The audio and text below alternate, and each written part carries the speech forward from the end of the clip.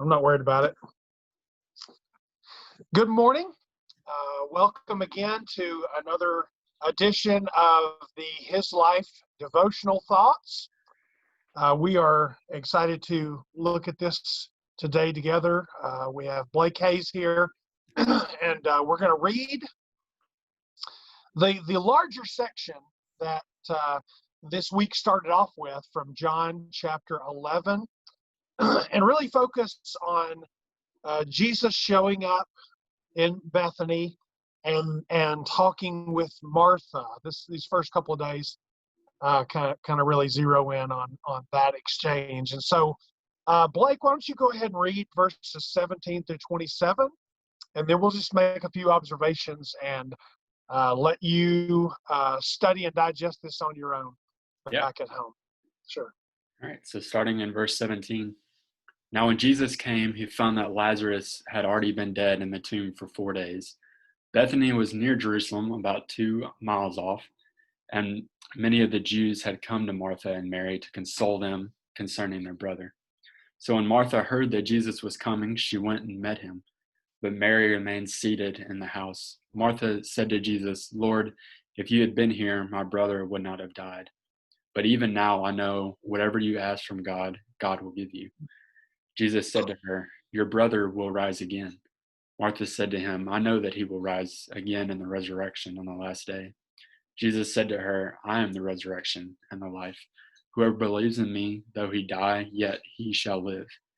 And everyone who lives and believes in me shall never die. Do you believe this?" She said to him, "Yes, Lord. I believe that you are the Christ, the Son of God, who is coming into the world." Yeah.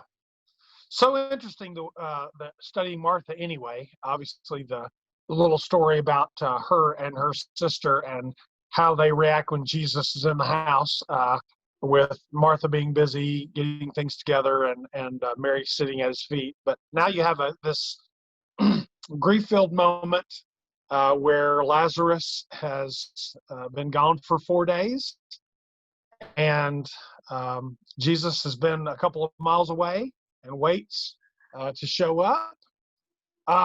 What do you think, Blake, here? What is it that Martha thinks about Jesus? And maybe it seems pretty clear that she says, "If you had been here, my brother would not have died." So Jesus could have prevented the sickness or taken it away or healed him. Does she believe the same thing so far, though, about death? Yeah, I think that's the hang up this whole story. They've obviously seen Jesus do some pretty miraculous stuff. They've seen him meet people at the brink of death and him be able to reverse that situation or kind of prevent that crossover. But I guess in their mind, and especially in Martha's mind, that death was their crossover. Like once it passed over to death, there really was no hope. And especially being in the tomb 4 days is pretty significant. I think the author mentioned this in one of the devos about how body would have already started decomposing. Even in this time, they knew a pretty good amount about the human body, and I think at this point they're kind of like, yeah, it's too far gone. So there's no doubt from Martha that Jesus is extraordinary. He has wonderful power, but there is this hold up of, even in your power, I know that death can't be overcome. Yeah, verse 22 is interesting, though, isn't it? She says, "If he had been here, my brother would not have died. But I know that even now, God will give you whatever you ask." So it's interesting. What is she asking Jesus to ask the Father? Does she really believe that Jesus asked the Father that Lazarus could come back, or is there something else there that she's saying? It's kind of interesting. Yeah. Yeah. I think Jesus' response maybe kind of enlightens a little bit maybe what she's asking. And I feel like she's probably asking the same questions a lot of us ask when we have a loved one pass away of I want this person to be with God now. I don't want them to be on this earth, and maybe that's kind of what she's going for. Of okay, he's left this earth. Maybe he's with the Father now, and maybe that's what she's kind of asking. And Jesus kind of affirms that of yeah, your brother's going to rise again, and she's like yeah, I know he's going to rise again at the resurrection, but then he kind of has something else planned for her. Yeah, that's they had kind of a murky, especially the Old Testament. They had a kind of a murky idea of what the afterlife might look like, or weren't exactly sure uh, very clearly what that looks like. You find a whole lot more in the New Testament after Jesus, surely, about uh, about some of the things that might entail. In regard to judgment and to eternal destiny and all that sort of thing. Um, and so, yeah, she says, I know he'll rise again in the resurrection at the last day. Um, but Jesus is obviously wanting her to find comfort and find possibility in him as something even bigger than uh, that situation is going to happen later on sometime in the future. I am the resurrection and the life. Yeah, yeah, he definitely uses this moment to kind of show that that he's uh, the way to life, and then also in a way he wants us all to die as well. In a way, that this I think this kind of paints a picture of our walks as Christians, or our walk through our lives, where at some point we need to die to ourselves and pursue life through Jesus. Absolutely. Yeah, and so he asks her if she believes his claim to be the resurrection and the life, and that if you live by believing in me, that you'll never die in the sense of eternal separation from the Father, I guess. Do you believe this? And all she really says is, yeah, I believe that you are the one. Mhm. I believe in you.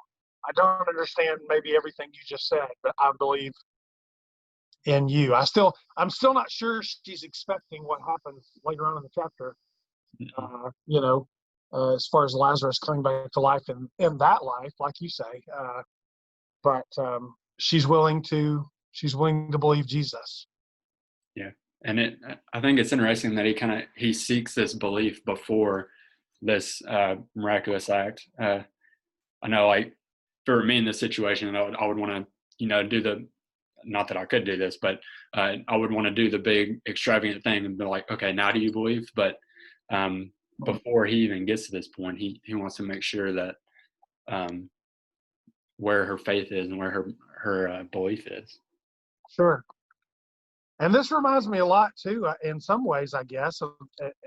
I don't know if there's a comparison here at all or not, with the story of Abraham and how he was tested by God, to offer Isaac as a sacrifice, and um, uh, verse 19 of Hebrews 11, where Abram reasoned that God could even raise the dead, and so in a manner of speaking, he did receive Isaac back from death. I don't know if Martha had that same kind of faith. Um, when she says, even now I know that God would give you whatever you ask for. I don't know if she's asking for Lazarus back, or if there's more to it than that, something more spiritual. But that's just an interesting parallel, the story of Abraham and Isaac, when he says, hey, Isaac and I are going up the hill here, but we're going to be back, you know. Yeah. So it's kind of interesting. Yeah. But that was before Isaac, that was before Isaac was dead. He wasn't dead yet, and you have Martha with Lazarus dead 4 days. So maybe there's a very big difference and how she would have perceived the possibilities at that Yeah. point. And then even later in the story, in verse 39, when Jesus commands to roll away the stone, it's Martha who's like, don't even bother. Like it's gonna smell bad. Look, That's right. we know he's dead. Just don't even bother. But That's right. That's right. Which leads me to think, what in the world were these people thinking? When he does that too. yeah, What's he up to right now? So yeah, that's pretty incredible, pretty crazy. But our devotional thought today really does center on the idea of the identity of Jesus, who he is, and how important his words are, and whether or not they're worth trusting in. And we know that after this day, Martha and Mary, and probably a lot of the folks that were there, had little problem trusting in the words of Jesus after what they'd seen. And so John finishes his gospel by saying, hey, blessed are the ones who don't see and yet still believe. Faith plays such a vital role in what we're called to do today, for sure. Blake, do you mind praying for us as we kind of close things off today? And this is certainly a very powerful chapter, chapter 11, and actually, according to John, becomes one of the reasons why the Jews kind of ramp up their plans to get rid of Jesus after Lazarus comes back from the dead. So, pretty important story, not just for the religious leaders back then, not just for people who were putting their faith in Jesus, understanding his power, but it's pretty important for us today too. Figuring out who Jesus is and knowing that he cares for us is pretty vital to us. So, Blake, dismiss us today. will do. Dear God, I just come bowed before you right now, just thankful for your son, God, thankful for all the things that he did on this earth to show us where true life comes from, and how we are to live, and how we can have life in you. We just ask that you'd be with all those who are on our minds, our thoughts, on our prayer lists here at church. Was ask that you'd comfort those people, help us to be able to seek the people around us that need you, that need help, and be able to be that arm that can wrap around them when they need it, God.